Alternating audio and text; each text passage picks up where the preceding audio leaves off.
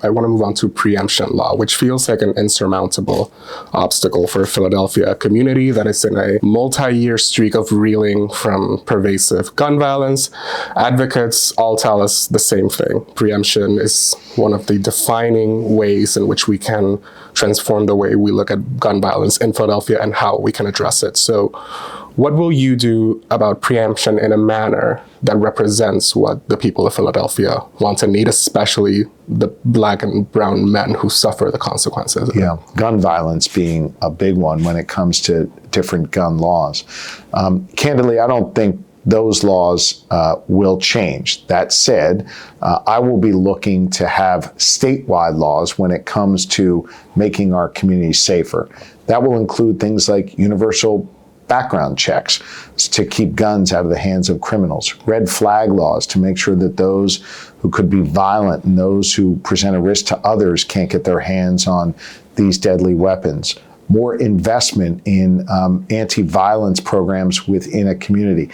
I'm a big believer that our churches and our community organizations and others have a lot of tools that can help protect our kids primarily, but others in the community. They just need some real investment. So you'll see me put a real emphasis on more investment there. I'm also going to invest in hiring 2,000 more police officers across this Commonwealth. So I think we're going to try to tackle this in many ways, change our gun laws uniformly to make them keep guns out of the hands of criminals, invest in anti-violence initiatives, invest in more law enforcement properly trained and from the communities that they're sworn to protect. I'll also be looking to work closely with the Kennedy administration and the current council and whoever comes along to be our next mayor and new council members. Everyone running for mayor is talking about the need to address violence in our communities. That's encouraging to me to hear.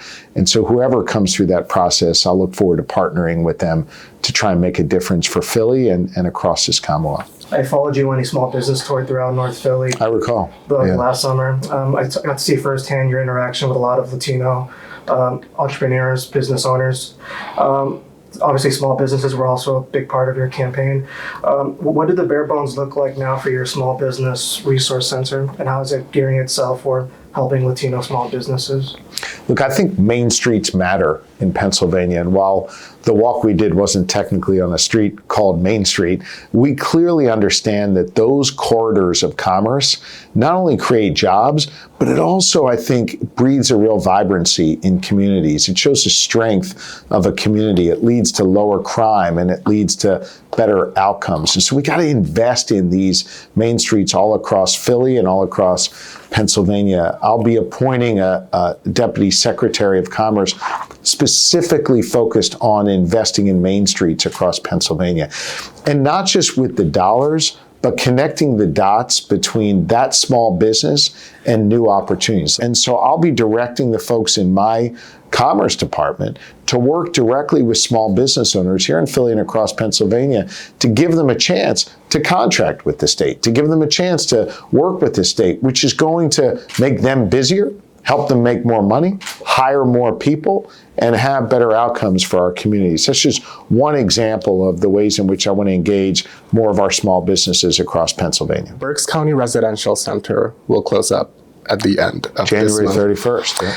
The detained women the ones who don't argue a successful asylum case will probably be transferred to Most Shannon. And there's also the York Residential Center. So I just want to ask, are you comfortable with Pennsylvania counties engaging in business with private prison corporations? No.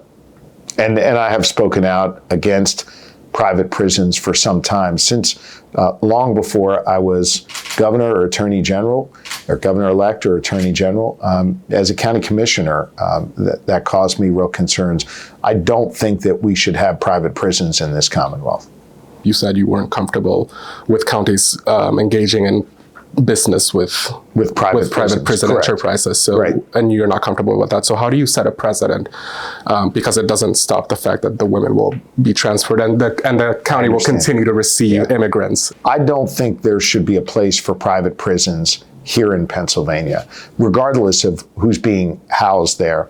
I'd like to see us at the state level ban all private prisons. I would sign that bill and I would urge the legislature to put it on my desk. Thank you, Governor. You're welcome. Thank you, Governor-elect. That concludes our interview, and thank you Great. for coming down and answering our questions. Thank you, guys. Appreciate it. And I hope you'll be there at the inauguration, and I hope we'll continue to do these conversations regularly. Thank you. Thank you.